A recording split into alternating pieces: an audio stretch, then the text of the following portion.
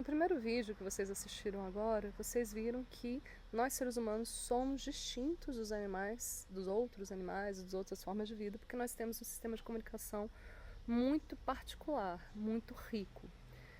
O que isso tem a ver, professora, com formação docente? Absolutamente tudo.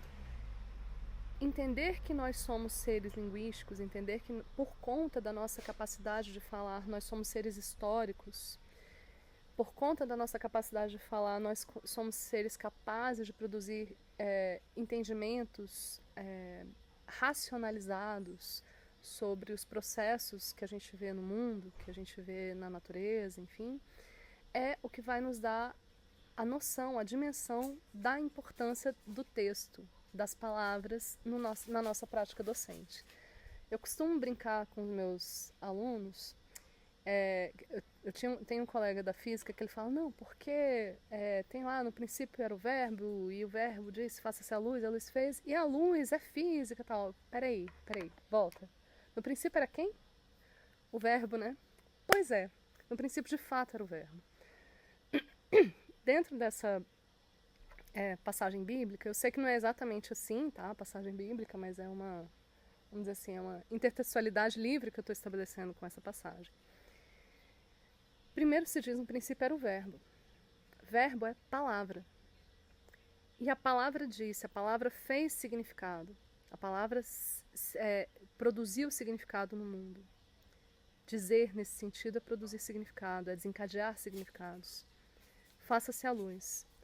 Não sei se vocês se lembram daquela imagem do desenho animado que aparece uma lampadinha na cabeça do personagem, que é o quê? Uma ideia.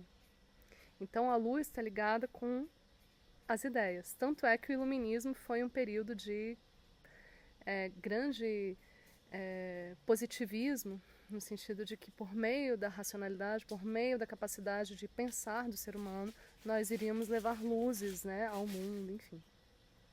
Então essa metáfora da luz está sempre presente.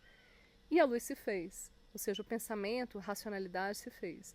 Então, para que haja produção de conhecimento da matemática, foi necessário haver uma capacidade de comunicação, uma capacidade de produção de linguagem muito sofisticada.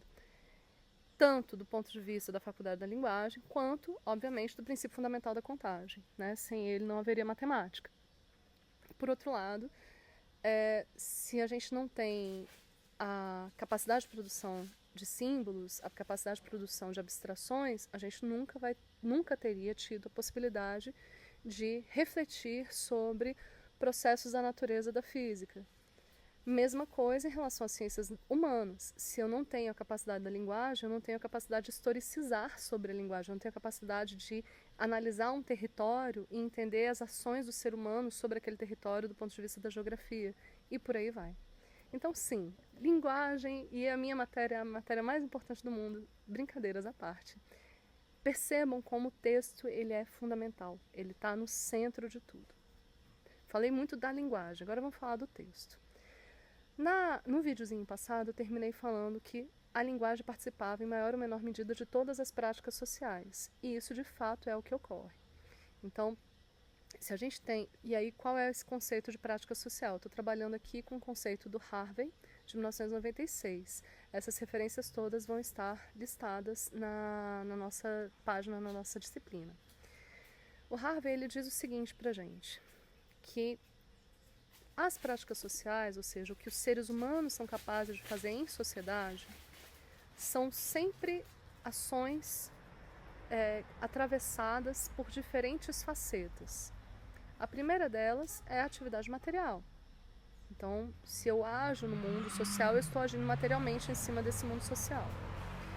Por outro lado, eu, como ser gregário, como ser que não vive sozinho, por mais que vocês tenham algumas pessoas que achem que podem viver isoladas da sociedade, e aí eu vou abrir um parênteses, vocês sabiam que o conceito de idiota, lá da Grécia Antiga, vem justamente daí, de um ser que se aliena, de um ser humano que opta por viver fora da sociedade? Então ele seria um idiota. E aí acabou virando um xingamento, né, pra gente. justamente porque isso é a negação da própria humanidade. Então, quando a gente opta por viver fora da sociedade, na verdade a gente está sendo falacioso, né? E eu não estou dizendo de comunidades que vivam em outros arranjos sociais, eu estou dizendo fora de qualquer sociedade humana. Nós, seres humanos, não temos a capacidade de sobrevivermos, a não ser se for num ambiente social, ou seja, num ambiente compartilhado, num ambiente coletivo. Daí nós sermos seres gregários, né? Sabe o agronegócio? Esse agro vem de ser gregário, ou seja, nós somos bichinhos que vivemos em conjunto, tá? Voltando. Então, nós temos atividade material, mas também tem as trocas sociais, né? As relações sociais que precisam estar estabelecidas para que uma prática social ocorra. Num terceiro momento, nós temos, ou melhor, esses momentos das práticas sociais, eles são todos interligados, um interdepende do outro. Então, quando eu falo assim, numa sequência, é só para fins didáticos, mas na verdade o que ocorre é que todos eles se interrelacionam. E um depende do outro, numa relação de interdependência que a gente pode chamar de uma relação dialética. Então eu tenho para que ocorra a ação social, para que ocorra uma prática social, necessariamente eu tenho que ter um processo mental. Então algo dentro do meu hardware aqui vai rodar para que eu possa, por exemplo, gravar uma videoaula para um curso de formação comum como é esse. Existem, então, retomando, existem as relações sociais. Eu sou coordenadora institucional do PIBID e fiquei responsável por encaminhar os primeiros momentos desse curso de formação comum. Vocês que estão me assistindo são bolsistas de iniciação à docência. Os professores que vão acompanhar as atividades são professores supervisores e professores coordenadores de área. Então vejam quantos elementos, quantas relações sociais são necessárias. Para além disso, a gente tem uma política pública que estabelece os recursos materiais para que isso ocorra. Esses recursos materiais, a bolsa, enfim, não são suficientes. Então eu estou usando recursos materiais meus, a banda larga da minha casa, o computador que eu estou usando para gravar esse vídeo, entre outras coisas. Para além desses 3 momentos que a gente já debateu, tem um outro momento, que é justamente a atividade discursiva. Se eu tenho relações sociais, atividade material, processo mental, mas eu não tenho a atividade discursiva, a prática social não se realiza. Ela pode até estar na minha cabeça, mas ela não se realiza. E aí é muito engraçado quando a gente pensa que tudo que a gente faz é atravessado por linguagem. Por exemplo, vamos jogar a bola. Aí você fala assim, pede pra sair, ou aqui, marca ele e tal. Você percebe que há poucas trocas discursivas, mas elas existem. Eu vou pedir um pingado com pão na chapa no boteco para eu comer de manhã. Ou na padoca. Chego lá, me vê um pingado com pão na chapa. Eu usei a linguagem, né? Eu estou pegando ônibus. Por mais que eu não fale, eu li para onde o ônibus está indo, o número do ônibus, eu sei como eu tenho que fazer para passar o meu cartão para poder pegar o transporte público, eu sei como que eu tenho que avisar o motorista que é para parar naquela parada, porque senão ele vai passar direto. Quem nunca dormiu no ônibus e não se comunicou com o motora, e aí teve que voltar a pé para casa, né? Isso já aconteceu, enfim, temos sofrido. Mas percebam que todos esses momentos da vida social, eles são atravessados por linguagem. Nós nos comunicamos. E esse curso agora é um curso para tentarmos entender como que os textos funcionam dentro das dinâmicas de trocas no âmbito tanto da docência, né, das nossas licenciaturas, mas dessa construção, dessa formação docente que a gente está participando. Para cada tipo de prática social, a gente vai ter um conjunto de textos que vão funcionar naquela prática social. Por exemplo, videoaula. Videoaula funciona, e funciona melhor hoje, porque a gente já passou por uma pandemia, do que já funcionou em outros momentos. Então, foi necessário desenvolver a tecnologia, foi necessário desenvolver ferramentas de ambiente de virtual de aprendizagem, etc., para que isso aqui funcionasse.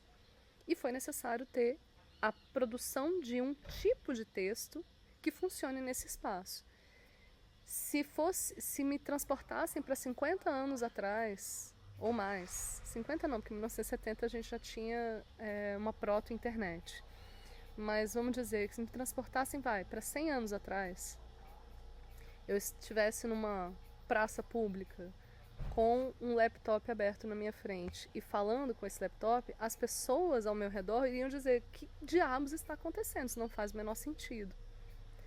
Já hoje faz totalmente sentido eu falar sozinha para uma câmera, porque eu tenho uma expectativa de uma resposta assíncrona, algo que não havia antes. Percebam que essa assincronicidade, ela é uma característica do tipo de texto que nós estamos construindo agora. É diferente, por exemplo, de uma aula tradicional em que há uma sincronicidade, há a ocupação de um espaço presencial em que nós trocaríamos as informações. E esse texto não seria um texto monodiscursivo, não seria feito somente por mim, seria um texto polidiscursivo, interdiscursivo. Nós estaríamos construindo sincronicamente, melhor dizendo, o texto a muitas vozes. Então vocês iam me interromper, vocês iam levantar a mão, iam fazer perguntas, iam dar exemplos, né? Eu também poderia fazer questionamentos a vocês para acompanhar o ritmo, como vocês estariam entendendo as coisas, e por aí vai.